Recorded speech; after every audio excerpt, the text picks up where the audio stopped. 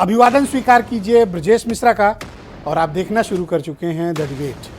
बहनों भाइयों, नगर निकाय के चुनाव के जो नतीजे आए हैं, इसका खुले मन से विश्लेषण होना चाहिए। खुले मन से क्यों कह रहा हूं? क्योंकि आम चुनाव जो असेंबली के हुए थे, उसके बाद ये पहला सार्वजनिक और आम मुकाबला था। उस चुनाव और इस चुनाव के जो नतीजे हैं, दोनों का विश्लेषण क्या है? विश्लेषण मतलब जनता का मन क्या है, पब्लिक में क्या चल रहा है। तमाम शिकायतों के बीच भी कि धांधली हुई, बेईमानी हुई, वोटर लिस्ट गलत थी, उसके बावजूद एक लबोलुआब वोटर्स का मूड क्या है और इस चुनाव नतीजे के टेक अवे क्या हैं, यानी इसका मायने क्या है। आज हमारी डिबेट में खुली चर्चा होगी निकाय चुनाव के नतीजों के विश्लेषण को लेकर। बहनों भाइयों, इस बार जब निकाय चुनाव के नतीजे आए हैं, कुछ बातें बहुत पब्लिकली हुई हैं और उसका विश्लेषण भी बहुत ही खुले मन से किया जाना चाहिए। तो इस चुनाव से 4 बातें निकलकर सामने आई मुख्य रूप से। वैसे आप बहुत बातें कर सकते हैं, लेकिन मुख्य रूप से 4 बातें हैं जो जिस पर खुली चर्चा होनी चाहिए। एक, बीजेपी अपराजेय है। अभी बीजेपी को चुनौती देना, बीजेपी को टक्कर देना और अभी हराने की स्थिति में विपक्ष नहीं है, ये पहला संदेश है। दूसरा, एक बड़ा राजनीतिक संदेश है जो विपक्ष के लिए है। मुस्लिम मतों का बंटवारा, जिस पर विपक्ष का एकाधिकार था। विपक्ष मतलब लार्जेस्ट अपोजिशन से मेरा है, यानी जो असेंबली इलेक्शन में लार्जेस्ट अपोजिशन यानी समाजवादी पार्टी। तो मुस्लिम मतदाताओं की, खासतौर पर माइनॉरिटी वोट की जो एकजुटता समाजवादी पार्टी के प्रति थी, उसमें इस चुनाव में बंटवारा हुआ है। बंटवारे का बेनिफिशियरी कौन है? 3 पार्टियां, बहुजन समाज पार्टी, कांग्रेस पार्टी और एमआईएम। एमआईएम चाहे वो समाजवादी पार्टी की भीतरघात हो, समाजवादी पार्टी के नेताओं का धोखा हो, कारण कहीं भी हो सकते हैं, लेकिन पश्चिम उत्तर प्रदेश में माइनॉरिटीज़ के वोट का एक हिस्सा असदुद्दीन ओवैसी के हाथ लग गया। अब इसके कई कारण हो सकते हैं। कुछ कहते हैं कि बगावत हुई, धोखा हुआ, गद्दारी हुई, पार्टी के साथ भीतर तमाम रीजन्स हो सकते हैं, लेकिन ओवरऑल संदेश ये है कि वोट कास्ट हुए हैं ना, वोट पड़े हैं। गया कहाँ? ओवैसी की पार्टी को, एमआईएम को। इसके नतीजे समझिएगा। फिर आ जाइए, सेकंड बेनिफिशियरी है इसकी बहुजन समाज पार्टी। 17 में 11 उम्मीदवार और 11 ने मजबूत वोट काटे। कोई ये क्लेम नहीं कर सकता कि वोट नहीं मिले। वोट मिले हैं बहुजन समाज पार्टी को, भले ही जीतने लायक न मिले हों, हराने लायक वोट तो मिले ही हैं। तो कई बार आप जीत के वो कार्य नहीं अंजाम दे पाते हैं जो कई बार आप वोट काट के अंजाम दे पाते हैं। तो बहुजन समाज पार्टी का, उनकी मुखिया का आपने बयान सुना होगा। उन्होंने कहा था उनका मकसद समाजवादी पार्टी को हराना है। खुद जीतें ना जीतें, समाजवादी पार्टी को हराना उनका मकसद है। और इस मकसद में वो कामयाब रहीं जब उन्होंने सजातीय या फिर मुस्लिम कैंडिडेट दिए, यानी मुस्लिम वोट बटे और वो भी हाथी की तरफ गए। चाहे नगर पालिका हो, नगर पंचायत हो और या फिर नगर निगम हो। मायावती ने, जिनका ये नारा था कि जिसकी जितनी संख्या भारी उसकी उतनी दावेदारी, इस नारे के विपरीत जाके मायावती ने 3 गुना टिकट दिए हैं। तो कोई तो रणनीति होगी। वो रणनीति फिलहाल प्राइमरली असेंबली में भी काम की है, नगर निगम चुनाव में भी काम की है। अब विपक्ष इसका विश्लेषण नहीं करना चाहता, ये उसकी प्रॉब्लम है। कई बार आप आईना देखकर भी उसे झुठलाना चाहते हैं, ये उनकी समस्या है। तीसरी इसकी बेनिफिशियरी पार्टी है कांग्रेस। अच्छे वोट मिले हैं उसे। मुरादाबाद, शाहजहांपुर देख लें, सहारनपुर देख लें, अन्य जगहों पर लखनऊ देख लें, अच्छे खासे वोट कांग्रेस को मिले हैं और अधिकांश वोट उसको माइनॉरिटीज़ कम्युनिटी और उनके बूथ से मिले हैं। यानी माइनॉरिटीज़ में एक तबका है जो कांग्रेस को इस वक्त प्रमोट कर रहा है। मैं इस डिबेट के जरिए आपसे केवल मुस्लिम मतदाताओं के बिहेवियर पैटर्न पर नहीं बात कर रहा हूँ, और भी कम्युनिटी का जो बिहेवियर पैटर्न है। उत्तर प्रदेश जाति में बटा हुआ एक राज्य है। किसी को एक खुशफहमी, गलतफहमी नहीं होनी चाहिए। उत्तर प्रदेश जातियों में बटा हुआ राज्य है, सांप्रदायिक आधार पर बटा हुआ राजनीतिक राज्य है, तो यहाँ वोटिंग पैटर्न भी वही है, मतदाताओं का वोटिंग बिहेवियर भी वही है। तो यानी जो एकजुटता, मैं फिर लौट कर आता हूं, जो एकजुटता असेंबली इलेक्शन में थी, वो एकजुटता माइनॉरिटीज के वोट में निकाय चुनाव में नहीं थी। अब दो छोटे और विश्लेषण हैं। इस चुनाव में जो सब पर भारी पड़ा है, माइनॉरिटीज हो, अपर कास्ट हो, मेजॉरिटी हो, दल हो, सिंबल हो, हिंदुत्व हो, कम्युनलिज्म हो, माफिया हो, एक है जो सब पर भारी पड़ा है और जिसने सबको हराया है, बागी, निर्दलीय, इन्होंने सबको हराया है।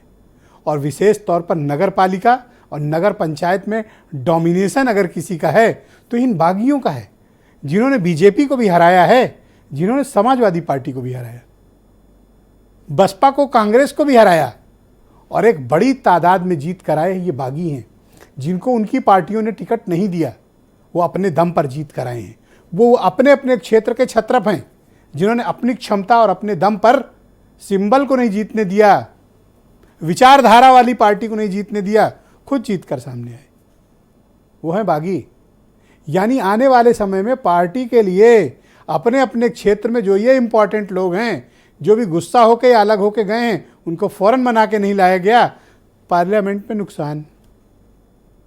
और चौथा मसला है विश्लेषण, छोटे दलों का उभार। राष्ट्रीय लोकदल भी जीत कर आया, आम आदमी पार्टी भी जीत कर सामने आई, और भी छोटे छोटे दल हैं वो भी जीत कर आए। इनकी एक मजबूत प्रेजेंस उत्तर प्रदेश के भीतर हुई है, जो आने वाले समय में इनके जनाधार को और बढ़ा सकती है या मजबूत भी कर सकती है। आप कुछ स्टेटमेंट सुन लें, फिर आज इन चारों मसलों पर खुली और विस्तृत चर्चा होगी। जनता को टुकड़ों में बांटकर, हिस्सों में बांटकर देखना, सरकारी योजनाओं में पिक एंड चूज करना, ये काम उत्तर प्रदेश में समाजवादी पार्टी और बहुजन समाज पार्टी की सरकारें पहले करती रहीं और जब से वो विपक्ष में है तब से भी वो यही काम कर रही है। समाजवादी पार्टी के पास एक बड़ा वोट बैंक है। 2024 के चुनाव की रणनीति, कूटनीति वो आज जग जाहिर की नहीं जा सकती है। बीजेपी अगर ये कहना चाहती है और बीजेपी ये दिखाने का प्रयास करेगी कि हम उत्तर प्रदेश को डिवाइड करके 2024 का चुनाव जीत लेंगे, तो कहाँ कहाँ डिवाइड करोगे? आपका ये डिवाइड एंड रूल का फार्मूला ध्वस्त हो जाएगा।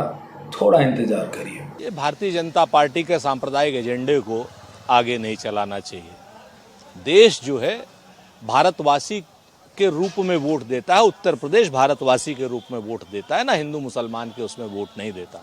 भारतीय जनता पार्टी चुनाव जीत गई है, ये अपनी जगह पर है, लेकिन मत प्रतिशत उनका घटा है, उनके अंदर कार्यकर्ताओं में अंदरूनी फूट है और आने वाले समय में उनको बड़ी पराजय का सामना करना पड़ेगा। एक और महत्वपूर्ण बात, भारतीय जनता पार्टी ने भी अपने विचार के विपरीत इस बार 54 उम्मीदवार, 54 या 52 उम्मीदवार उन्होंने नगर पालिका और नगर पंचायत में उतारे और उनमें से 30 या 32 जीत कर भी सामने आए हैं नगर पालिका और पंचायत में। तो ये बंटवारा ही समाजवादी पार्टी को बहुत नुकसान करके गया है। आइए आज इसकी परिचर्चा को आगे बढ़ाते हैं। संजय चौधरी भारतीय जनता पार्टी से हैं, आसिम वकार MIM से हैं, फराज किदवई मेरे साथ मौजूद हैं, समाजवादी पार्टी से हैं, सुरेंद्र राजपूत उत्तर प्रदेश में कांग्रेस के लीडर और प्रवक्ता, मतीन खान मुस्लिम लीग के अध्यक्ष, SM अशरफ जाने माने पॉलिटिकल एनालिस्ट और इस्लामिक स्कॉलर हैं, और वीरेंद्र सिंह जी हमारे स्टेट हेड। बहुत शुक्रिया और धन्यवाद आप सभी का इस कार्यक्रम में मेरे साथ जुड़ने के लिए।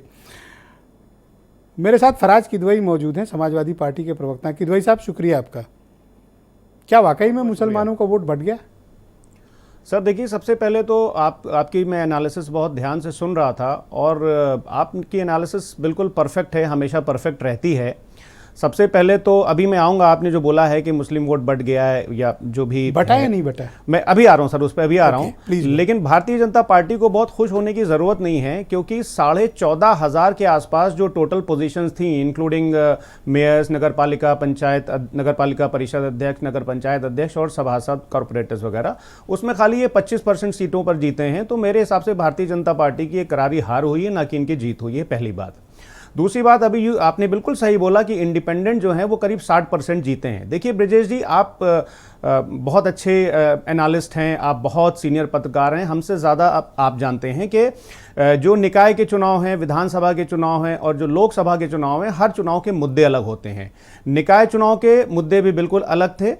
समाजवादी पार्टी का जो वोट है, हमारा खाली मुस्लिम वोट थोड़ी ना है, हमारा तो हम मानते हैं, एक बहुत अच्छा विष्णु पुराण में एक श्लोक है जिसमें कहा गया है कि उत्तरम यत् समुद्र से हिमाद्रैश्चैव दक्षिणम वर्षम तद भारतम नाम भारती यत् संतति। तो पूरा देश ही हमारे लिए समाजवादी पार्टी के लिए एक परिवार है। अगर साहब आप आया करिए डिबेट में, आप ठीक काउंटर करेंगे। अरे जब आप बुलाएंगे सर तब मैं आऊंगा। ठीक बात है। तो समाजवादी संजय चौधरी तनाव में है थोड़ा, बोलिए आप, बोलिए। जी जी, तो समाजवादी पार्टी जो है वो खाली मुस्लिम नहीं, हमारे ऊपर तो ये लोग जो इल्ज़ाम लगाते हैं, माई कभी बोलते हैं, कभी अभी बाराबंकी में इलेक्शन हो रहे थे तो ये माई की जगह के वाई ले आए। मैंने एक शब्द इस्तेमाल किया कि असेंबली इलेक्शन में ये आपके साथ एकजुटता थी जो इस बार प्रभावित हुई और वोट बटे। कारण कुछ भी हो सकते हैं, लेकिन ये तो दिखा ना। देखिए असेंबली इलेक्शन में ब्रजेश जी क्या है कि भारतीय जनता पार्टी की जिस तरह से फ्लॉप गवर्नमेंट थी 2012 से लेकर 2017 के बीच में, तो एक बहुत बड़ा सेक्शन हर कम्युनिटी का आदरणीय अखिलेश यादव जी ने जो काम किए जो कि विजिबल थे। देखिए ब्रजेश जी, मेरा एक बड़ा स्ट्रांग बिलीव है कि अगर आप किसी चीज़ की पैरवी करते हैं, चाहे वो डेवलपमेंट हो, चाहे शिक्षा हो, तो चाहे हेल्थ हो, वो या तो आंकड़ों से दिखना चाहिए या महसूस होना चाहिए। आदरणीय अखिलेश यादव जी के जो टेन्योर था 5 साल का, उसमें उन्होंने जो काम किए, फॉर एग्जांपल मेट्रो रेल वो लाए, वो एक ऐतिहासिक काम था। आपने मुझे कारण नहीं बताया कि माइनॉरिटीज के वोट आपसे कटे क्यों? सर हमसे या तो भीतरघात हुई तो आपने कार्रवाई नहीं की फिर? नहीं, हमारी बिल्कुल भीतरघात नहीं हुई और हम समाजवादी पार्टी जो है वो सेकंड लार्जेस्ट पार्टी बन करके उभरी है इन निकाय इलेक्शन में भी। लेकिन हमने आपसे बताया कि मुद्दे बहुत अलग थे। एक वीडियो वायरल है मेरठ का, देखा है आपने? आपके पूर्व मिनिस्टर और मौजूदा वहाँ के विधायक मेरठ के MIM के जीते हारे हुए प्रत्याशी के साथ घूम रहे हैं।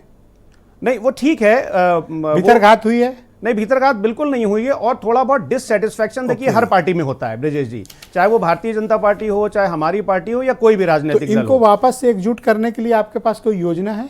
सर हमारा मायावती अपने प्लान पर है, कांग्रेस अपने प्लान पर है, आसिम वकार अपने प्लान पे है। देखिए ब्रजेश जी, हमारी योजना हमारे कार्यकर्ता हैं, हम बूथ लेवल तक अपनी पार्टी को मजबूत कर रहे हैं। आदरणीय अखिलेश यादव जी ने जो 2012 से लेकर 2017 तक काम किए, उनको जन जन तक पहुंचाना है। बहुत शुक्रिया किदवई साहब, हमारे साथ बने रहिएगा। संजय चौधरी उत्तर प्रदेश में भारतीय जनता पार्टी के प्रवक्ता हैं। चौधरी साहब शुक्रिया, आपका मिशन तो कामयाब रहा, वोट बंटवाने में मुसलमानों का आप कामयाब हो गए।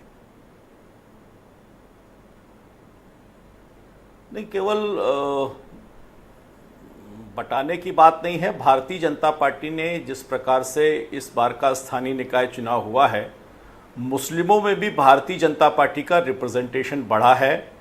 और जो बढ़ा है वो इस बात का सबूत है कि भारतीय जनता पार्टी जिस नीति पर काम कर रही थी उसमें अब मुसलमान समाज की भी नुमाइंदगी और बढ़ गई है।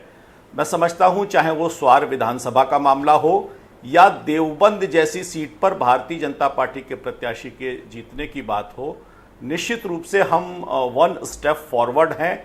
और भारतीय जनता पार्टी ने जिस प्रकार से लगभग 400 कार्यकर्ताओं को मुस्लिम समाज के इस चुनाव में उतारा था, आने वाले समय में ये 400 लोग भारतीय जनता पार्टी की विचारधारा को मुस्लिम समाज में और बेहतर तरीके से ले जाने का कारक बनेंगे। और उत्तर प्रदेश की राजनीति में ये एक बड़ा परिवर्तन है स्थानीय निकाय का चुनाव। और बेहतर आधार पर अब भारतीय जनता बीजेपी पार्टी को मुसलमान पसंद हैं और आपको इनके बीच जाने और इनके साथ लेने में आपको कोई गुरेज नहीं है, आपको इनसे कोई चिढ़ नहीं है?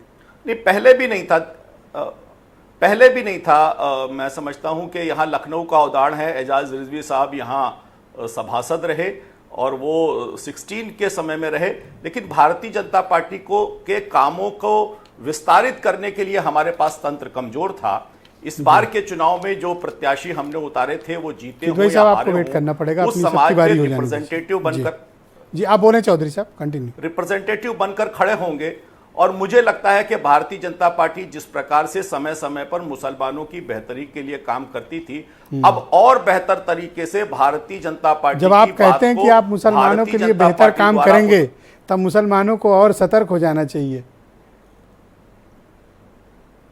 नहीं, हमने किया है ब्रजेश भाई। आप देखिए क्यों मुसलमानों को नौकरी के लिए वीजा देने के लिए 1978 का इंतजार करना पड़ता है जब अटल बिहारी वाजपेयी इस देश के विदेश मंत्री बनते हैं? क्यों मदरसों के मॉडर्नाइजेशन के लिए तब तक का इंतजार करना पड़ता है जब अटल जी प्रधानमंत्री बनते हैं और मुरली मनोहर जोशी एचआरडी मिनिस्टर बनते हैं? आखिर मुसलमानों की सामाजिक समस्या के समाधान के लिए, 3 तलाक के लिए क्यों नरेंद्र दामोदर दास मोदी का इंतजार होता है? उत्तर प्रदेश में मुसलमान तो संतृप्त से रहते थे, दंगे होते थे, उस दंगों से मुक्ति के लिए काफी प्रेम है बीजेपी और जी की मुसलमानों सरकार का के आने का इंतजार जैसा कि संजय चौधरी जी बता रहे हैं। सुरेंद्र राजपूत उत्तर प्रदेश में कांग्रेस के सीनियर लीडर और प्रवक्ता हैं। राजपूत जी, शुक्रिया आपका। पहला मेरा प्रश्न है कि इस चुनाव के नतीजों से कांग्रेस ने क्या सीखा? दूसरा, मुस्लिम कैंडिडेट्स खड़े करके आपकी पार्टी कुछ वोट बनाने में ज़रूर कामयाब हुई, विपक्ष लेकिन इससे कमज़ोर हुआ। तीसरा, आपने दावे किए थे कि ये चुनाव चमत्कारिक होंगे, परिणाम चमत्कारिक होंगे, और आप देखिएगा कि गांव-गांव, पाँव-पाँव, नगर-नगर, डगर-डगर काफ़ी कुछ होने वाला है। हुआ तो कुछ नहीं सर। ब्रजेश भाई कहते हैं ना कि इकबाल बड़ा मनमोहक है, मन बातों से मोह लेता है, गुफ्तार का गाजी बन तो गया, किरदार का गाजी बन ना सका। तो ये भारतीय जनता पार्टी वालों को आप किरदार का गाजी बनना सिखाइए, गुफ्तार के गाजी बने रहते हैं। सच बात यह है कि स्थानीय निकाय के चुनाव जिसने भी हिंदू मुसलमान के नाम पर सोचे, उसके मूल समस्या में, उसके मूल में ही गड़बड़ है। स्थानीय निकाय के चुनाव हिंदू मुसलमान पर नहीं होते, स्थानीय मुद्दों पर होते हैं। और स्थानीय मुद्दों पर ये बात आती है कि भाई जिसकी सरकार है, नीचे भी है ऊपर भी है, उसको वोट दे दो, ज़्यादा ठीक रहेगा। और या फिर जो हमारे लिए अच्छा, क्या नाम, हमारे एक्सेसिबल है, वो उसको वोट दे दो, अच्छा रहेगा। तो ये अपने आप में एक स्थानीय निकाय का पहला रहता है। रही आपने जो कांग्रेस वाली बात की, उसमें पहले बता दें कि पिछले स्थानीय निकाय के चुनाव से इस स्थानीय निकाय के चुनाव में हम आगे बढ़े हैं। हम संगठनात्मक रूप से कमज़ोर थे, ये हम स्वीकार करते हैं। ब्रजलाल खाबरी जी के नेतृत्व में हमने चुनाव लड़ा, ब्रजलाल खाबरी जी का पूरा क्षेत्र हम हार गए, ये भी अपने आप में हम स्वीकार करते हैं। लेकिन हम सर, मैं थोड़ा कड़े शब्द इस्तेमाल करूंगा। जी बताइए ना। आप उत्तर प्रदेश में वोट कटवा होते जा रहे हैं। ये आपका अपना मानना हो सकता है, क्योंकि आप डिबेट हिंदू मुसलमान की पॉलिटिक्स या मतदाताओं की कर रहे हैं, तो ये आपका अपना मानना हो सकता है। लेकिन मैं आपको बहुत जिम्मेवारी से कहता हूं कि स्थानीय निकाय के चुनाव में, जहां पे गली मोहल्ले का चुनाव होता है, वहां पर विचारधारा से कहीं महत्वपूर्ण आपका सामाजिक सामंजस्य। ये बात आपने दूसरी बार कही, इसका मतलब आप सहमत हैं कि मुद्दों के आधार पर ही चुनाव हुआ है? मुद्दों के आधार पर चुनाव हुआ, और पब्लिक इसलिए चुनती है सत्ताधारी दल को। सड़क, बिजली, पानी, रोड, ट्रैफिक, गंदगी, सफाई, इन्हीं पर तो चुनाव हुआ है। अतीक और माफिया पे तो हुआ नहीं। नहीं, उस पर वो इन लोगों ने छौंका लगाने का काम किया है। मैं आपको फिर से कहता हूं, उन्होंने छौंका लगाने का काम किया और पूरी कोशिश करी। जैसे इन्होंने कर्नाटका में पूरी कोशिश करी थी बजरंग दल के नाम पर, बजरंग बली के, जो जिस तरीके से प्रधानमंत्री जी ने किलो में गालियां खाई, गिन के गालियां खाई, प्रधानमंत्री जी ने दल के नाम पर बजरंग बली को बीच में लेकर के, और बजरंग बली की गदा भाजपा की पीठ पर और प्रधानमंत्री जी की पीठ पर इतनी जोर की पड़ी है कि अभी तक दर्द से करा रहे हैं। सर, आपने 3 बार कहा कि मुद्दों पर चुनाव हुआ, तो इसका मतलब जो बीजेपी को मैंडेट आया है, लंबे समय से नगर निगम, पालिका, पंचायत में थे, इसका मतलब अच्छा काम किया होगा, तभी तो मुद्दों पर चुनाव जीत कर आए। अगर आप 25% को पूरे उसमें जीतने की बात करते हैं, तो निश्चित तौर पर 25% लोगों ने इनके ऊपर भरोसा किया है, लेकिन 75% लोगों ने तो इंडियन डेमोक्रेसी में मैंडेट ही इंपॉर्टेंट है सर।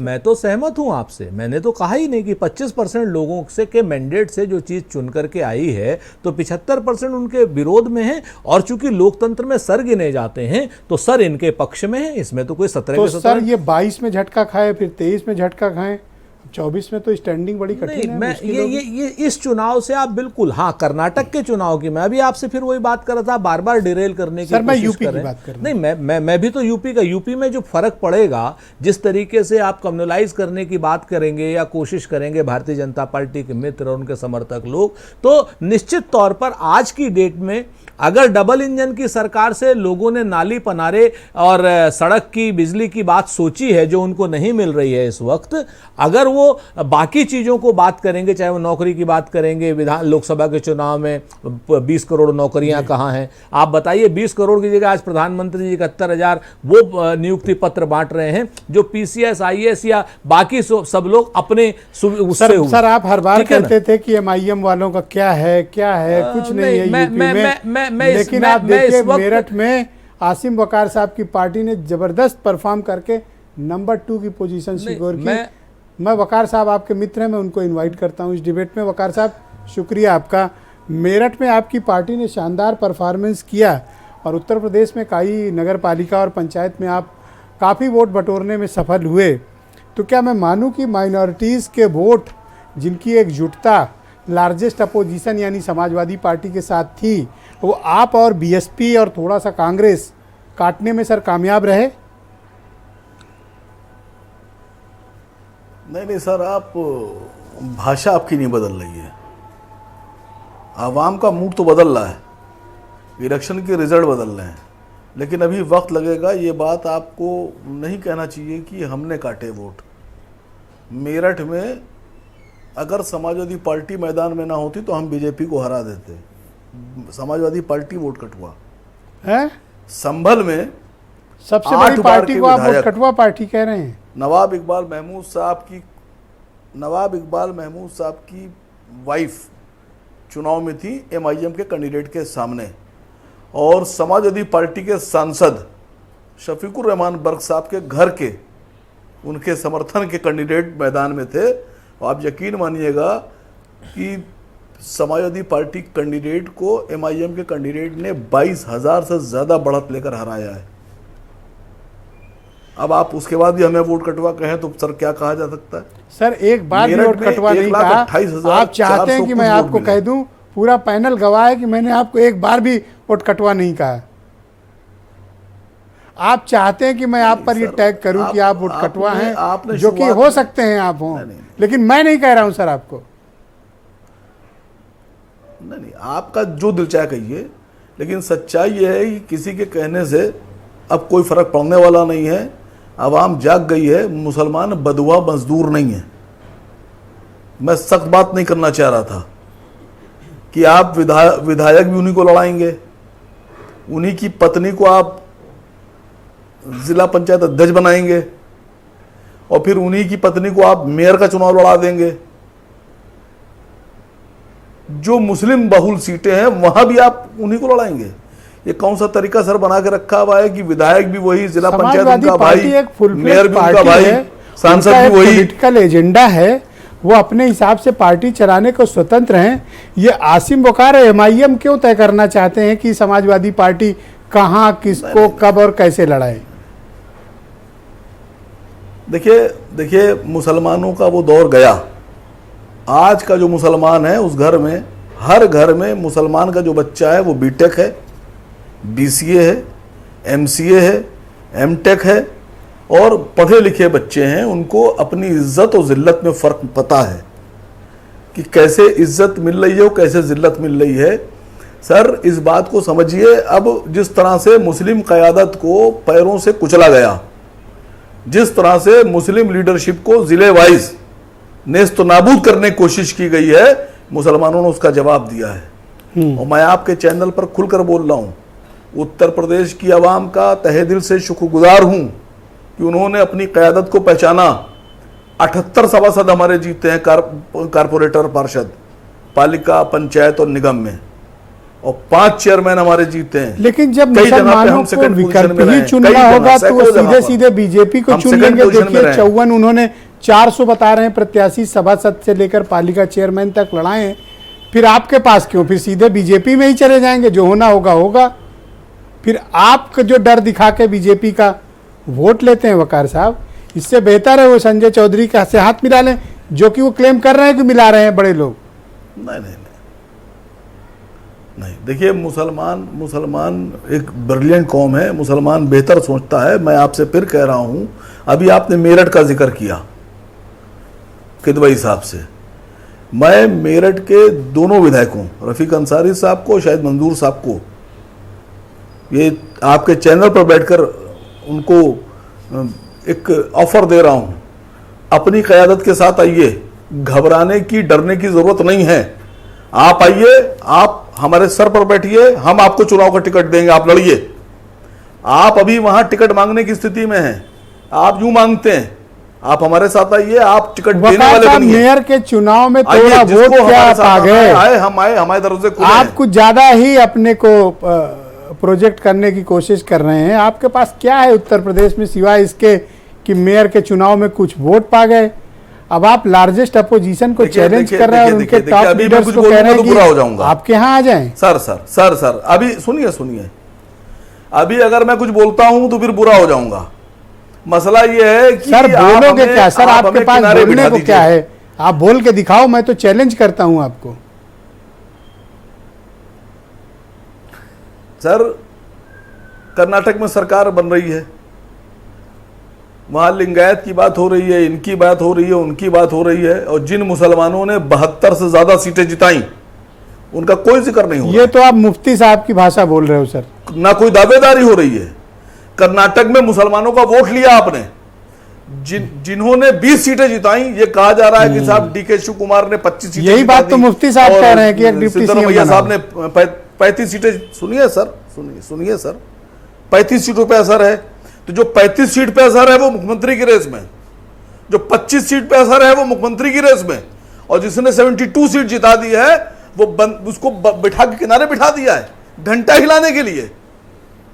वो सर आइएगा 2024 में पता चल जाएगा सर। 2022 का चुनाव लड़े थे, घर से पैसे भर के गए हो सर, अधिकांश सीटों पे जमानत जब्त हुई है, आपके पैसे चुनाव आयोग में जब्त कर लिए सर। आप आइएगा 2024 में, आपको पता चल जाएगा। और मैं चुनौती देता हूं, आप आइए 2024 में, लड़के दिखाइए। सर आप मुझे देखिए पूरी बात आने दीजिए तो ज्यादा बेहतर होगा, उसके बाद आप खूब जो बकना हो, मतलब बुरा भला कहना हो कह लीजिएगा। मैं क्यों कहूंगा, आप मेरे दोस्त हैं, आप बिल्कुल नहीं कहूंगा। 25 सीट जिताई, जिनका असर 25 सीट पे, उनकी दावेदारी मुख्यमंत्री की, जिन्होंने 35 जिताई उनकी भी मुख्यमंत्री की दावेदारी, और जिन्होंने 72 जिताई उनको चुपचाप उनके टेप लगा कर उनको किनारे बिठा दो। अगर वो बात करते हैं मुख्यमंत्री या डिप्टी सीएम बनने की तो कहने को तुम गद्दार हो, तुम्हारा कोई हक नहीं है। तो सर आप उत्तर प्रदेश आओ और मुझे बताओ, मैं तो मुसलमानों से कह रहा हूं कर्नाटक में अपोजिशन के सामने ठहरोगे सर? नहीं सर, मैं कर्नाटक के मुसलमानों से अपील कर रहा हूं, उठो, जागो, खड़े हो जाओ और अपने हक की लड़ाई लड़ो। तो सर ये उठो जागो यूपी में क्यों नहीं है सर? सिद्धरमैया लड़ रहे हैं, जिस तरह लिंगायत लड़ रहे हैं, मुसलमान क्यों नहीं लड़ सकते सर?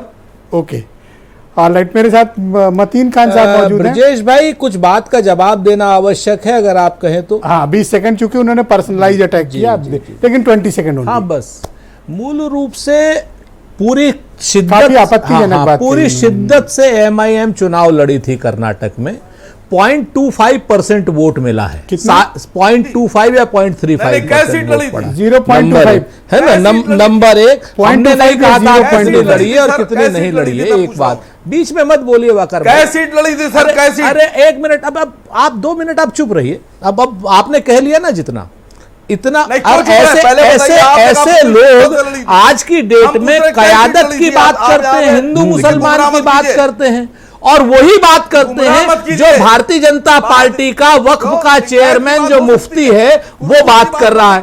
हिंदू मुसलमान की बात करके ये जो MIM वाले हैं, ये भारतीय जनता पार्टी को स्पष्ट रूप से लाभ देना क्यों चाहते हैं, मेरी समझ के बाहर है। नंबर एक। नंबर दो, जहां पर हमने अब मीडिया में जो बातें आ रही उस पर रिएक्ट करके ये लोग मुसलमानों के जब नेता बनना चाहते हैं तो कहीं ना कहीं ये लोग भारतीय जनता पार्टी को उस एजेंडे को पूरा करते हैं जो राष्ट्र विरोधी एजेंडा है। आप मुसलमान के नेता बने, अरे उन्होंने राष्ट्र विरोधी कैसे हो गए सर? ऐसे नहीं कह सकते आप, राष्ट्र विरोधी नहीं कह सकते सर, डेमोक्रेटिक पॉलिटिकल पार्टी है सर, आप राष्ट्र विरोधी कैसे कह सकते हैं? लेकिन जब आप कहेंगे कि ये मुसलमान और वो कहते हैं ये हिंदू, अच्छा 10 सेकंड वो आपका रिप्लाई करते हैं, दोनों लोग आगे बढ़ेगी। राष्ट्रद्रोह की बात करते हैं, हमारे संविधान के विरोध की बात करते हैं। ओके वकार साहब, आपको मैं 10 सेकंड दे पाऊंगा, आप बोले, जवाब दे दे, फिर सेकंड राउंड में बाकी विस्तृत बात होगी। सर 10 सेकंड में बात नहीं हो पाएगी। अच्छा 20 सेकंड बोल लो। अरे आप 20 सेकंड हम बोलिए, 20 सेकंड हमें भी दीजिएगा। असद साहब ने भी जवाब नहीं दिया। हम चाहते थे बीजेपी हारे। कर्नाटक में मजलिस इत्तेहादुल मुस्लिमीन सिर्फ 2 सीट पे चुनाव लड़ी। क्यों लड़े आप 2 सीट? सिर्फ 2 सीट पे क्यों लड़े आप 2 सीट पे? आप बताइए, आपने कहा कर्नाटक में एक आदमी 16 सीट पे लड़ता है, एक आदमी 2 सीट पे लड़ता है, और आप बताते हैं कि हम 2 सीट पे लड़े। आप 2 सीट पे लड़िए। अरे आप बोले, उनको अपना स्टेटमेंट पूरा करना। कर्नाटक में आपने कहा बजरंग दल को बैन करेंगे। बिल्कुल करेंगे। सरकार में वो भी राष्ट्र विरोधी सुन तो लो। कार्रवाई करेगा, तो आपकी उसको सरकार बैन आप करेंगे। मुझसे मुंह ना जोड़ो सर, बात तो सुन लो। छत्तीसगढ़ में तो आपकी सरकार थी, आपने क्यों नहीं बैन कर दिया? अगर छत्तीसगढ़ में बजरंग जहां दल आपकी कानून सरकार के है, वहां तो विरोध में आप बैन काम नहीं कर रहे करेगा, हैं। उसको बैन करेंगे। राजस्थान में करेगा तो और अगर उसको हम बैन आपसे करेंगे। सवाल पूछ लें हम लोग इस कि तरीके खाली की कर्नाटक में फालतू क्यों की बैन बकवास करेंगे, नहीं करते, राजस्थान में क्यों बैन नहीं करेंगे, जान लीजिए इस बात को। छत्तीसगढ़ में क्यों हम बैन लोग नहीं हिंदू करेंगे, मुसलमान जिस तरीके से हिमाचल आप में क्यों कर नहीं रहे बैन हैं ना, करेंगे? आप तो हम लोग आप हिंदू तो फिर आप हमसे मुसलमान रोने की लगेंगे। तरीके से बात नहीं करते हैं। आप भारतीय नहीं, आप जनता राष्ट्र पार्टी विरोधी के नहीं कह सकते। समर्थन में आसिम बात बकार करते हैं। को डेमोक्रेटिक पार्टी है, चुनाव लड़ते हैं, भारतीय नेता है जनता वो। पार्टी के आप समर्थन राष्ट्र में विरोधी नहीं बात कह करते सकते हैं, उनको। कांग्रेस का विरोध नहीं। करते हैं और इसलिए कांग्रेस सर, का बात विरोध वो करते नहीं हो रही हैं है, क्योंकि बात कहीं ना ये हो कहीं रही से है, खाली आपको भारतीय कर्नाटक में जनता आप पार्टी बैन से करेंगे। ऊर्जा मिलती है। Thank you. राजस्थान में अब आप भारतीय दोनों जनता कृपया पार्टी संयम से बरतें। ऊर्जा मिलती है। दोनों लोग संयम बजरंग बरतें। दल है, प्लीज। कोई दल हो, जो मैं आप राष्ट्र दोनों से विरोधी गुजारिश सरकार करता हूं, रुक जाएं। राजस्थान की और ओके। छत्तीसगढ़ की सरकार उसे मतीन बैन खान को करेगी। स्क्रीन पे लाया जाए। धन्यवाद। मतीन आप खान को बात स्क्रीन करते पे लाया हैं, जाए। मुसलमान की आप दोनों शर्म नहीं संयम आती बरते हो। आपको? कृपया संयम बरते। डिबेट का डिसिप्लिन अरे भाई आप चिल्लाओ चाहे कुछ करो, हम मुसलमान की बात करेंगे। अरे आप करो। मुसलमान के वो एक हिंदू सेकंड, की क्या बात हो गया? करें, यही तो हम कह रहे हैं हम आपसे। चिल्ला रहे हैं। वकार साहब, आप कभी आपा नहीं खोते थे, आज आप अपना आपा खो रहे हैं। रुक जाएं आप। तो मुसलमान को दोनों बोल सुरेंद्र जी, के आपको मिले क्या हो हुए गया? एक हिंदू की बात करें, एक मुसलमान आपका की बस बात चल जाए। करें। अरे आज बाकी पता सब नहीं लोग क्या अपनी झंझट कर बजाय- रहे हो आप लोग। ये नहीं चल शांत हो पाएगा। जाइए आप। ओके। मतीन खान मेरे साथ मौजूद हैं, मुस्लिम लीग के अध्यक्ष हैं। मतीन साहब, आपने क्या महसूस किया इस निकाय चुनाव में? क्या वाकई में मुस्लिम मतों में बंटवारा हुआ है और इसका प्रभाव सीधे तौर पर 2024 यानी आम सब लोकसभा के चुनाव में पड़ेगा? ब्रजेश भाई, असल में 10 मार्च 1948 को इंडियन यूनियन मुस्लिम लीग का क़याम तमिलनाडु में हुआ था, मद्रास में राजाजी हाल में। उस वक्त कायदे मिल्लत मौलवी इस्माइल साहब उसके सदर थे और उस वक्त से उन्होंने कोशिश की कि जो आज आप एक जुमला कह रहे हैं मुस्लिम मतों का बंटवारा, मुस्लिम मतों का सेकंड टाइम यूपी के अंदर जो है मुस्लिम मत यूनाइट हुए हैं। उसके बाद से सन 1974 में एक एमएलए मुस्लिम लीग का हुआ था फिरोजाबाद से और 22 एमएलए भाई साहब, मैं सेकंड मुस्लिम लीग की पोजीशन पर हिस्ट्री रहे नहीं थे। पूछ रहा हूं। तो वो मुसलमानों का इत्तेहाद था, ओके। ये मुसलमानों के वोट का बंटवारा नहीं। और इस वक्त जो एमआईएम के जरिए से जो मुसलमान यूनाइट हुए हैं वो यूनाइट है, इत्तेहाद वो है, यूनाइट होके बंटवारा कहाँ जा नहीं रहे हुआ हैं? मुसलमानों के वोट का। तो किसके पीछे जा रहे हैं? पहले मुसलमानों के वोट का बंटवारा समाजवादी पार्टी करती रही, कांग्रेस थी, बहुजन समाज पार्टी थी। आप देखें 2022 में मुसलमानों के वोट को 3 तरफ डिवाइड किया गया। उससे पहले देखें कि 19 में मुसलमानों का वोट सपा बसपा कांग्रेस में गया, उससे पहले 14 में सपा बसपा कांग्रेस में। ये मुसलमानों के वोट को इन सो कॉल्ड सेकुलर पार्टी ने बेवजन करने का काम किया है। मुसलमान आप सारी अरे बातें एक कर रहे सेकंड हो, रुक जाओ हिंदू सर। की बात सब करा लोग- आप रहे हैं। पहले लोग राउंड में आप बोलेंगे, ऐसे नहीं करते थे, क्या इस हो बार गया? पता नहीं ये- आपको क्या हो आप गया। पहले- अरे आप थोड़ा सुनिए। तसल्ली रखें राजपूत नहीं, जी। इसमें तसल्ली आप आप कभी ऐसे नहीं थे जो आज आप हैं। वकार साहब भी कभी ऐसे नहीं थे जो आज हैं। आज तो ये मुसलमानों के होश के नाखून आए हैं, उन्होंने अपनी होश के क़यादत नाखून। अपनी पार्टी को रिकॉग्नाइज किया है और उसको वोट कर रहे हैं। ये लोग को पता नहीं क्यों तकलीफ हो रही है। भाई मुसलमान अगर एमआईएम को मुस्लिम लीग को वोट दे रहा है तो इनके तो क्यों तकलीफ हो सर रही है? बेगानी शादी में आप क्यों दीवाने हो रहे हो? नहीं, हम कह रहे मिला वोट एमआईएम बसपा कांग्रेस को। नहीं, मुस्लिम लीग मजा को भी- आपको आ रहा है। मुस्लिम लीग भी एक सीट मेरठ से जीत के आई है जी। ऐसा थोड़ी ना मुस्लिम लीग ने कम सीटें लड़ाई हैं, 22 सीटें तो आप लड़ाई हैं, सहमत एक हो जीत कि के आए। वोट जो एकजुट था 22 में 23 में बटा है? ओके। नहीं, एकजुट नहीं था, वो मुसलमानों का वोट को बेवजन करने का काम कर रहे थे। ओके, अब वो वजन आ गया। मुसलमानों का वोट यूनाइट नहीं था। ये Alright. जो इस वक्त सैयद जो इस मकसूद वक्त जो अशरफ इलेक्शन साहब आए भी हैं, मेरे साथ इस इस इलेक्शन कार्यक्रम में जुड़ चुके मुसलमानों हैं। ने अशरफ इत्तेहाद का साहब, सबूत दिया है, उनके हजरत वोट बहुत की दिनों के अहमियत बाद आप को दिखाई दिए, आपका लेकर के स्वागत। ब्रजेश भाई आज डिबेट कर रहे हैं। धन्यवाद भाई, शुक्रिया। अब आप जरा अशरफ साहब को सुनिए। अशरफ साहब, आपका एनालिसिस क्या कहता है? थोड़ा आप भी अपना पेश करें। मेरा एनालिसिस ये कहता है ये लोकल चुनाव है और इस चुनाव के अंदर ये सब चीजें बिल्कुल बेमानी हो जाती हैं। जो पार्टी सत्ता में होती है उसका फायदा उठाती है। इस बार बीजेपी ने उसका फायदा उठाया। इसमें मैं ये बात बिल्कुल नहीं मान सकता कि इसने डिवाइड कर दिया, इसने क्या किया, कोई मानता ही नहीं। एक अखबार से 4 सभासद लड़ते हैं, 4 के 4 मुस्लिम होते हैं, फिर आप कहते हैं वोट को बांट दिया। मुद्दा ये नहीं है, हर कोई समझता है कि मैं चुनाव को जीत रहा हूं। बीजेपी ने क्या किया, जहां 20 से 25% मुसलमान है वहां तो हिंदू मुस्लिम की बात ही नहीं थी। जिस सीट पे 40% मुसलमान था उन्होंने टैक्टिकली कोशिश की कोई ना कोई मुसलमान वहां पे डालो जो वोट को डिवाइड कर दे। जब उससे भी काम नहीं चला तो इनका प्रभारी मंत्री हर जिले के अंदर डीएम एसपी से कहता है कि हमें हर कीमत पे सीट जीतनी है। और जब इनको लगा कि सीट नहीं जीत सकते तो उन्होंने 151 मालूम कैंडिडेट के किसी के शोहर को उठा लिया, किसी के भाई को उठा लिया, किसी के बेटे को उठा लिया। तो चुनाव को इन्होंने इस तरह से जीता है। अब चूंकि पार्टी सत्ता में है तो आपको चीज दिखलाई पड़ रही, जब सत्ता के बाहर होते तो ये गायब हो जाएंगे। इसका किसी मुसलमान के डिवीजन पे, किसी और चीज पे कोई असर नहीं है कि आप ये समझे कि इससे 24 का कोई इलेक्शन तय होगा, या पीछे ऐसा हुआ कि 22 में सब एक साथ थे। जब वो मुसलमानों के मन में क्या चल रहा है अशरफ साहब, उनके कुछ भी नहीं चल रहा है। के भीतर क्या है? ये चुनाव अलग था। बीजेपी सत्ता में थी, आपको दिखलाई पड़ रहा है, उस जीत गई। सत्ता के इन्फ्लुएंस से चुनाव जीती है। आपको पता है 151 में चालान करते हैं, एसडीएम को आप पेश नहीं करते, 12 घंटा 15 घंटे पुलिस लाइन में रखते हैं, उसके बाद पता लगा जेल भेज देते हैं, चुनाव निकल जाता है। अब ये सब बातें चूंकि आप लोग रिपोर्ट नहीं करते, अगर आपको मालूम भी होता है तो आप सोचते जाने दो, तो सत्ता में होते ही रहता है। सवाल सिर्फ इस बात का है, मुसलमान जहां है इंटैक्ट है, मुसलमान समझता है मुझे किसके साथ जाना है।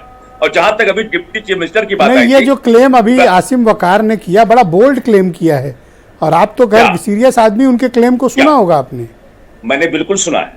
ये क्लेम ये कर रहे हैं, इनके तेलंगाना के अंदर महमूद साहब डिप्टी चीफ मिनिस्टर होते थे, ये वहां पे सपोर्टिंग पार्टी है। क्यों नहीं इस बार डिमांड किया था पिछली बार कि महमूद साहब को वापस चीफ मिनिस्टर बना दिए, डिप्टी चीफ मिनिस्टर, उनको हटा के डिमोट कर दिया और खाली होम मिनिस्टर उनको रखा।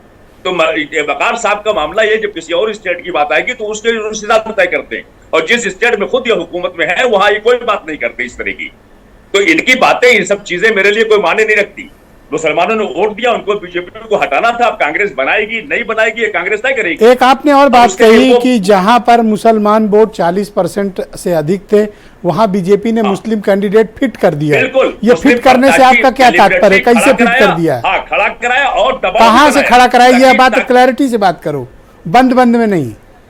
क्या बंद? क्या कोई एक सीट की मैं बात करूंगा? किस पार्टी से खड़ा कराया? सीट की मैं क्या बात करूं? किस पार्टी? भाई इनको पता था। उसके बाद इतने से नहीं कि अब काम चला तो इन्होंने कोशिश की कि उठा लो प्रत्याशियों को। इन्होंने समाजवादी कितने प्रत्याशियों को उठा लिया, कितने निर्दल प्रत्याशियों को उठा लिया, उनके शौहर को, किसी के बेटे को, किसी को भाई को।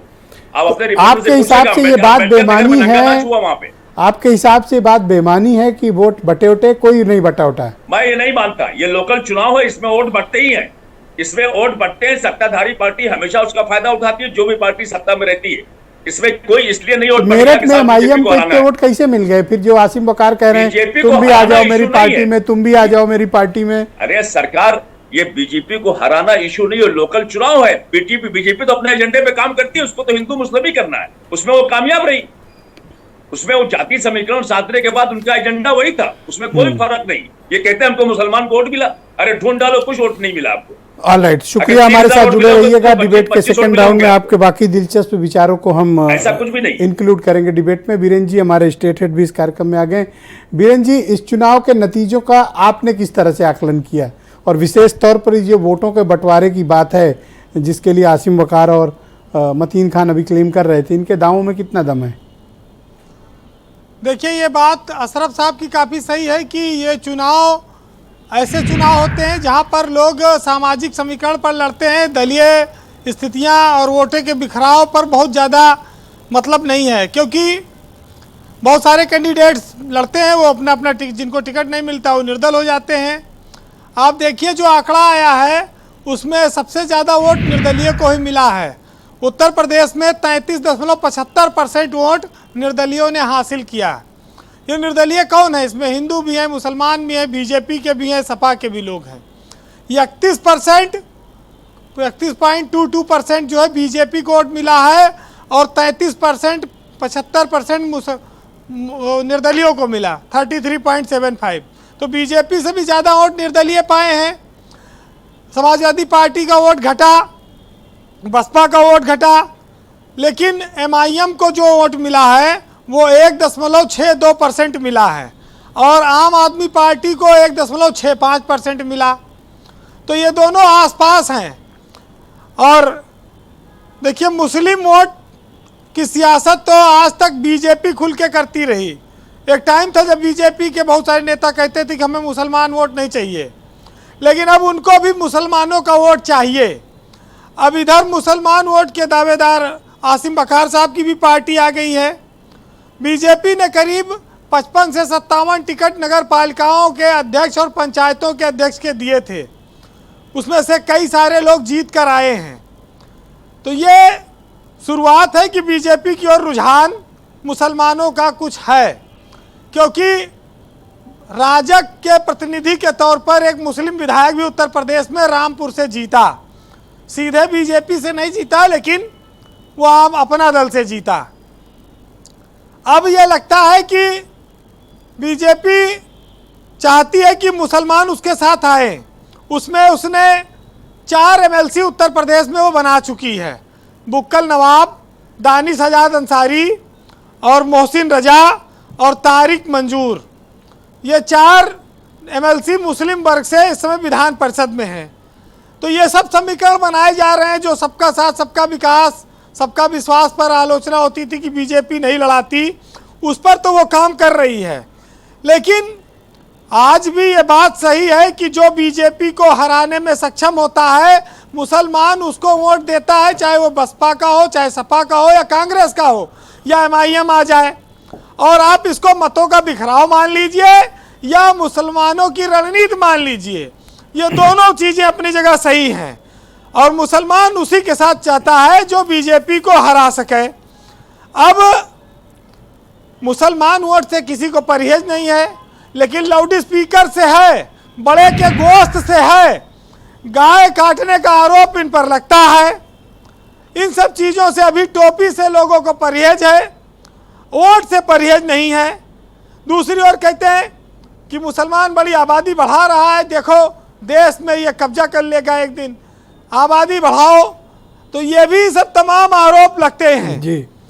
लेकिन आपने जिक्र किया, जो असीम बकार बड़ी नाराजगी में बैठे हैं कि बड़ा परफॉर्मेंस दिया मेरठ में। आप कहते हो परफॉर्मेंस, कुछ विरोधी दल कह रहे हैं कि बीजेपी की बड़ी मदद की MIM ने। इनको वोट कटवा ना कहिए, इससे उनको परहेज है। एक बार नहीं कहे, ये तो जबरन चिपका रहे हैं मेरे ऊपर। आज इनका दोपहर में शायद घर में कुछ झंझट हुआ है, इसलिए गुस्सा बैठे हैं। बोलिए वीरेंद्र जी।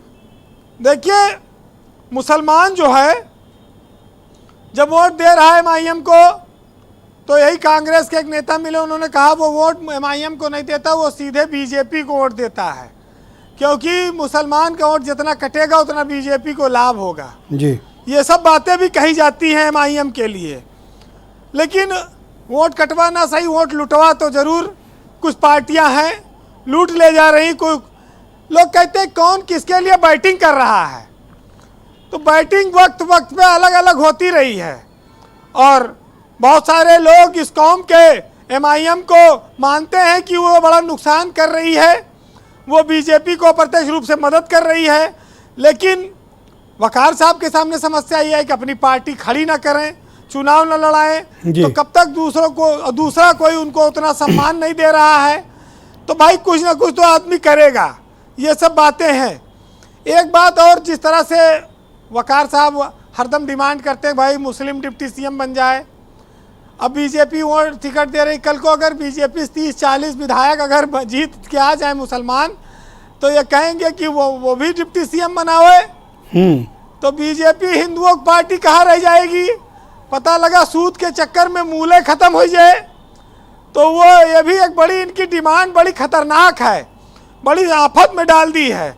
हाँ, ये जरूर है कि मायावती ने 11 लोगों को टिकट दिया, उन्होंने मुसलमानों को वो वोट काटे, उनको कोई वोट कटवा नहीं कहता।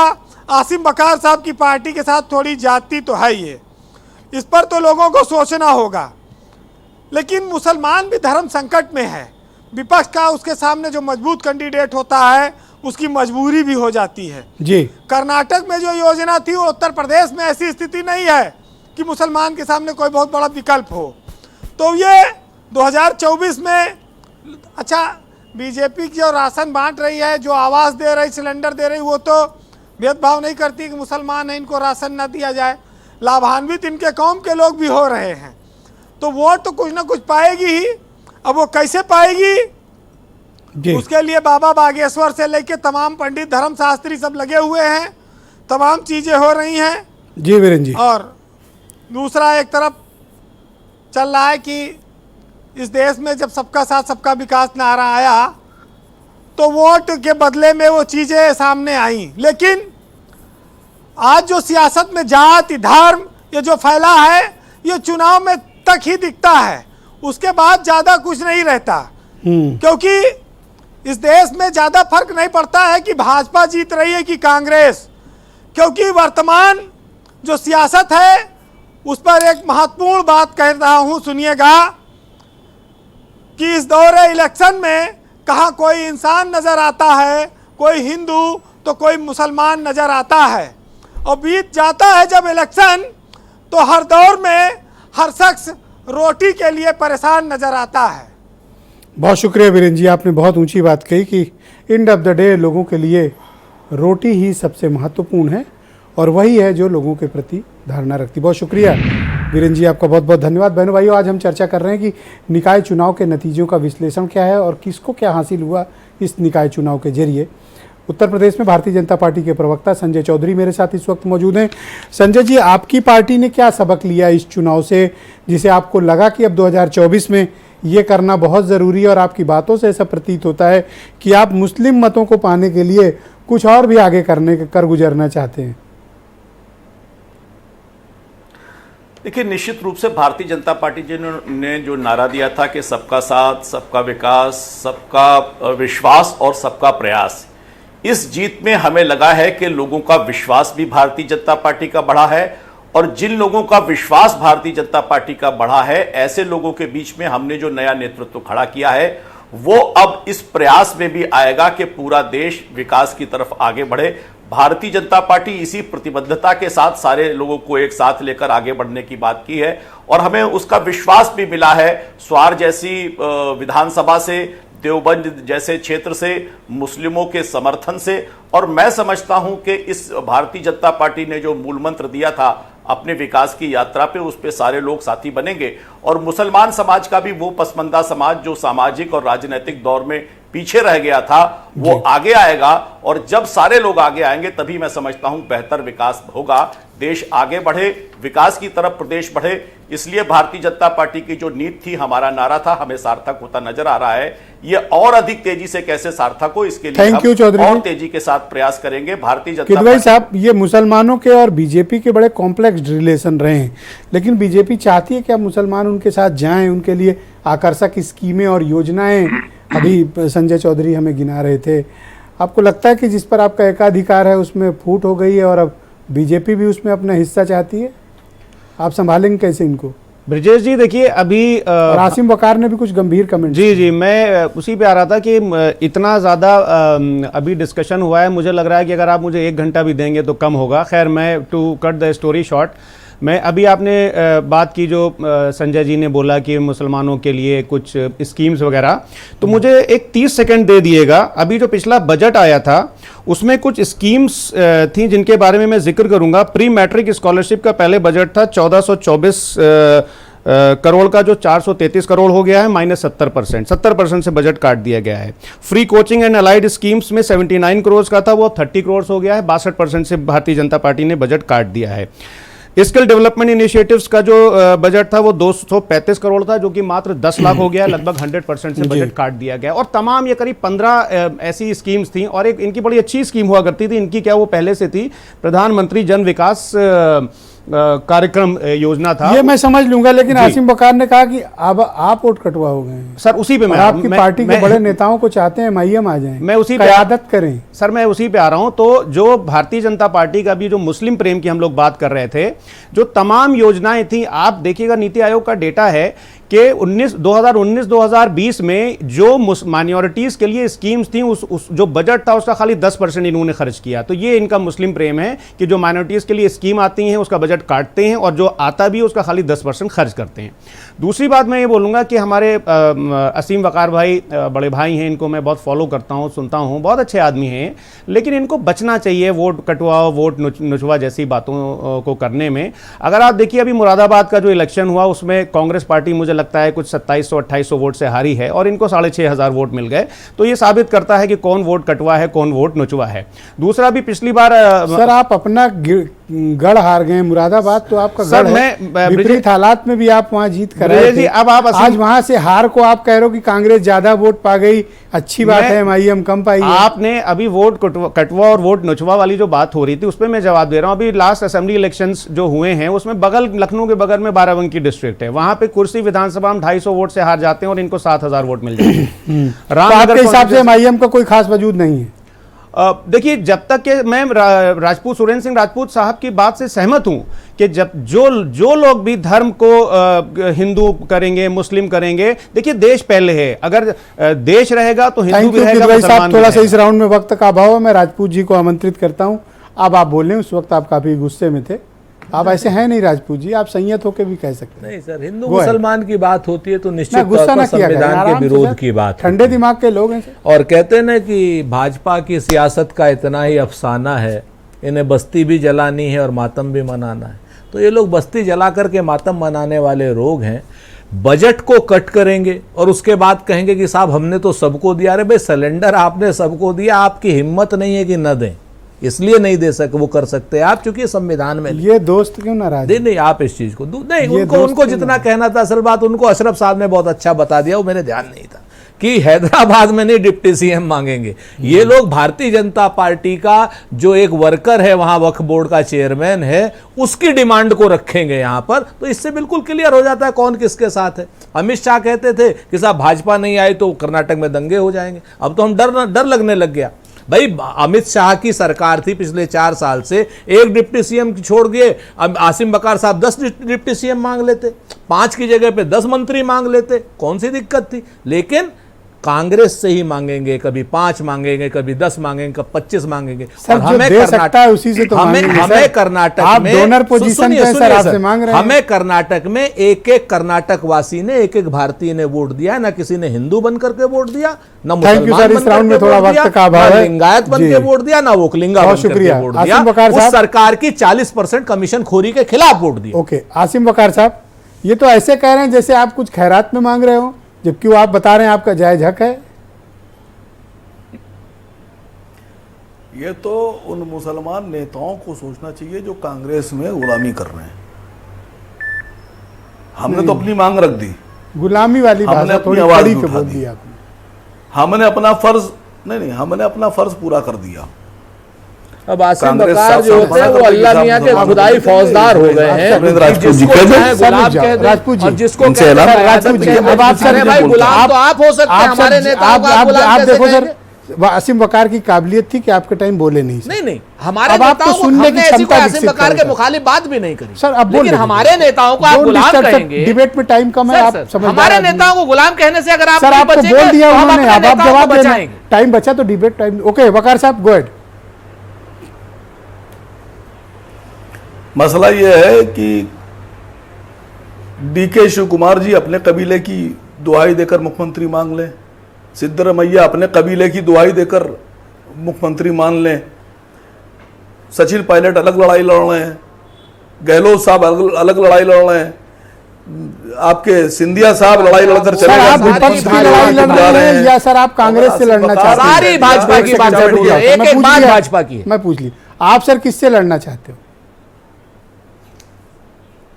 देखिए, हमारी लड़ाई हक की लड़ाई है, ईमान की लड़ाई है, इंसाफ की लड़ाई है।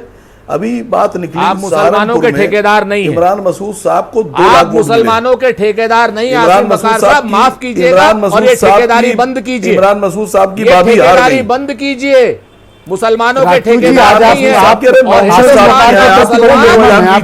हिंदुस्तान का मुसलमान आपको ऐसे होना नहीं चाहिए। की बात कर रहे हैं आप बहुत निर्मम हैं आज। थैंक यू सर जी, शुक्रिया। सुरेंद्र राजपूत जी, आज आप बहुत निर्मम है वकार साहब। आप मुसलमान को के ठेकेदार बनेंगे तो बिल्कुल मुसलमान के ठेकेदार बन सर, जाएंगे। तो क्या कांग्रेस ठेकेदार है सर? नहीं, बिल्कुल नहीं। कांग्रेस तो भारतीय एक उभरती हुई पार्टी है, आसिम बकार उभरते हुए नेता है, उनकी एक पब्लिक प्रेजेंस है, आप इसको खारिज नहीं कर सकते। भारतीय जनता पार्टी का कहीं ना कहीं गुलाम। देखिए, ये सुरेंद्र राजपूत है ठाकुर, इनकी नफरत मुसलमानों के प्रति बोल रही है।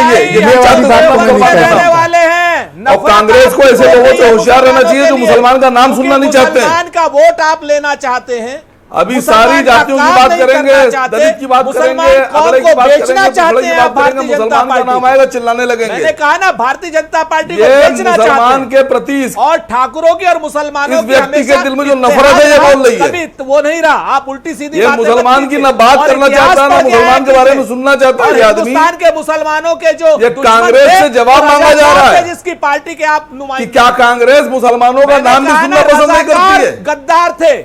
आप बात कौन गद्दार था सर? ऐसे ना बोलें, आप कोई मुसलमानों गद्दारी की वाली बात कोई करते बात, हैं? ऐसी कोई बात। मुसलमानों के गद्दार आप है और आपकी पार्टी है। कोई ऐसी भाषा ना इस्तेमाल नहीं, करें। कहा कि ठाकुर ना ने ऐसी भाषा ना इस्तेमाल करें आप, ऐसे ये नहीं। दिल में इसके आरएसएस है। अरे हमारे अभी दिल में पैंट क्या चेक है, कर लीजिए, क्या खाकी नहीं है, नगर छोड़ मिलेगी। दीजिए, आपके दिल में क्या है ये बता दीजिए आसिम बकार। और यहाँ बैठकर कांग्रेस की राजनीति कर रहे हैं। 7 MLA की पार्टी पहनते हैं खाकी हैदराबाद नगर। में नहीं डिप्टी सीएम मांगेगी, दिल में नफरत भरी आरएसएस की तरह की। करके मुसलमान का नाम आया लोगने लगे, मुसलमान की बात मैंने कहा ना मुसलमानों के ठेकेदार बने हो। क्या करते हो मुसलमानों के लिए? हाँ है ठेकेदार। हाँ क्या कर, अरे कोई ठेकेदार ठेकेदारी हैं। नहीं है आपकी, आप भाजपा के एजेंट हो, ऐसी भाषा एजेंट नहीं। हो भाजपा के। क्यों नहीं हम कहेंगे? ठेकेदार हैं, आप अपनी अरे नेकर चेक कोई कराइए ठेकेदारी पहले। नहीं है खाकी आपकी। नेकर पहने बैठे हैं आप। मुसलमान ने भी बता दिया है 1.56% बता दो। उत्तर प्रदेश में, खानदानी 0.025% खानदानी कर्नाटक आरएसएस के में। कार्यकर्ता हैं आप। बता दिया आपको। आप 1.56% खानदानी उत्तर प्रदेश नस्ली में वोट आरएसएस मिला के है कार्यकर्ता नगर हैं। निकाय में, 0.025% मुसलमान के नाम पर मिला आप आपको चिल्लाने कर्नाटक लगे। में। बता Thank you। दिया आपको कौन ठेकेदार है। बात करते हैं हिंदू मुसलमान की, चैनल पर बैठ करके शर्म नहीं आती? खाकी नेकर पहनकर मत बैठा करो भाई। खाकी नेकर ये उल्टी सीधी खाकी बातें नेकर मत पहन करो। मत बैठा क्या हो करो। गया आज आपको? अपना ऐसे दिखाओ। कभी नहीं और किया। छुपा के ना बैठा करो, मैंने खुल के कहा बैठा ना करो आपसे। आरएसएस के आदमी। अरे भाई जो पूरी की आदमी पूरी कांग्रेस में- गलत है और गंदा है उसका पूरी की पता पूरी चल जाता कांग्रेस है। में आरएसएस के और लोग भरे चुनाव पड़े का हैं। टिकट लेकर के चुनाव का टिकट बेच देता है, उसका भी पता चल जाता है। कौन? उल्टी सीधी बातें मत कीजिए हमारे सामने। और कैसे कैसे टिकट बेचे हैं, किस किसने बेचे अरे आप हैं, जैसे ना सब जाने पता है। कितने आए हो, कितने चले गए। क्या बात करते यहाँ हैं? बैठकर कांग्रेस की लड़ाई लड़ रहे हो, वहाँ कांग्रेस की मुसलमानों के बने हो तलवे, ठेकेदार। समाजवादी के तलवे अरे आप चाटते हैं। मुसलमानों के ठेकेदार नहीं हो, मुसलमानों के वोट कटवाओ और पैसा हम लेते हो। ठेकेदार मुसलमानों बात के करते हैं, हो आप। आपसे कोई मतलब नहीं है। ठेकेदार आप बने जैसे न मुसलमानों जाने के। कितने आए अरे थे। सर आगे बढ़ जाइए, आगे Okay। बढ़ जाइए। बहुत हो गया। अरे इम्पोर्टेंट लोग हैं, मैं क्या तो बोलूं। ओके ऑलराइट, ऐसे मशरफ साहब, मुसलमानों की ठेकेदारी ये बिल्कुल आसिम है, बकार ने हमारे ये यहाँ शब्द नहीं क्यों चलेगी। इस्तेमाल किया कि जो अरे खाकी नेकर वैसी चेक बात करा करें दो वो भाई। कांग्रेस के भाई, गुलाम। खाकी नेकर जल्दी आपने खड़े हो नहीं जाओ, पक्ष जल्दी रखा खड़े हो है। जाओ। इस तरह कड़ी टिप्पणी का कारण क्या हो सकता है? आसिम बकार राजपूत जल्दी जी खड़े हो जाओ, खड़े हो जाओ। अब सिर्फ अशरफ साहब बोलेंगे। भाजपा चलो खड़े हो जाओ से जल्दी से। पैसा खाकी लेकर नेकर चेक के कराओ। बैठे हो, हमको ओके मत ऐसे बताओ मशरफ आप। Go ahead. जी जी सर। खाकी नेकर चेक कराओ अपनी। सर ये कांग्रेस की गुलामी जैसे कड़े शब्द तो आसिम बकार बस को और नहीं कुछ नहीं इस्तेमाल कहना, करने सिर्फ चाहिए। खाकी नेकर चेक करा थैंक दो। यू बकार साहब, शुक्रिया। अशरफ बोलेंगे। ऐसा है, मुसलमान बहुत समझदार है। अरे नहीं सर, वो खाकी कांग्रेस नेकर का चेक करा गुलाम लेने है, दीजिए। और अपनी ओवैसी चेक साहब का करा ले गुलाम। भाई। मुसलमान अरे अपने खाकी अपने नेकर, हिसाब से सर, लेता है। प्लीज। समझ रही अपनी बात। चेक अभी कराओ। लोग पॉलिटिकल अपना मैटर है, अपने अपने हिसाब से बात करें। मैं जो अभी बात करना डंडा चाह रहा बाहर हूं, खड़ा कर वो दिया ये है। कह रहे हैं कि सबका साथ, नेकर सबका पहन गया है, विश्वास। डंडा बाहर खड़ा लिए कर दिया हुए है। वहीं पता है और हमको। मैं ये कहना चाहता हूं, जब चुनाव आता है, जब चुनाव आता है तब ये लोग क्या कहते हैं कि मुसलमान पाकिस्तान चला जाए, मुसलमान आतंकवादी। यहां तक कि देश का गृह मंत्री उसी कर्नाटक के अंदर बोलता है कि जो मुसलमानों का आरक्षण उनको लेके दूसरे अभी तो आपसे प्रेम करना चाहते हैं। अभी आप प्रेम करना मुसलमान चाहते नाम हैं। की बात करते हो और फिर आपको उम्मीद करते हो कि मुसलमान आपके साथ जुड़ जाएंगे। तो सवाल ये डुअल पॉलिटिक्स ये भाजपा की है। ये चुनाव बिल्कुल मैं मानता हूं किसी भी पार्टी का नहीं था, लोकल चुनाव है। लोकल थैंक यू अशरफ साहब, थोड़ा सा वक्त का अभाव, इन लोगों ने झंझट काफी कर डाला। मतीन खान जी, ये क्या मसला इन लोगों के बीच का? रुक जाओ भैया राजपूत जी। सुरेंद्र राजपूत जी बैठे हैं, समाजवादी पार्टी के प्रवक्ता जी भी बैठे हुए हैं। ये बताएं कि मुस्लिम लीडरशिप यूपी में है कहाँ पर?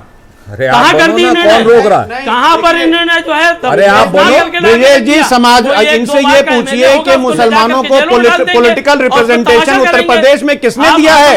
मतीन खान जैसे बहुत बहुत लोग शुक्रिया, मैं आकर आपका के बहुत आभार बैठ प्रकट करता करके हूं। वक्त समाप्त हो चुका है, बल्कि एक्सेस आप लोग बोल गए।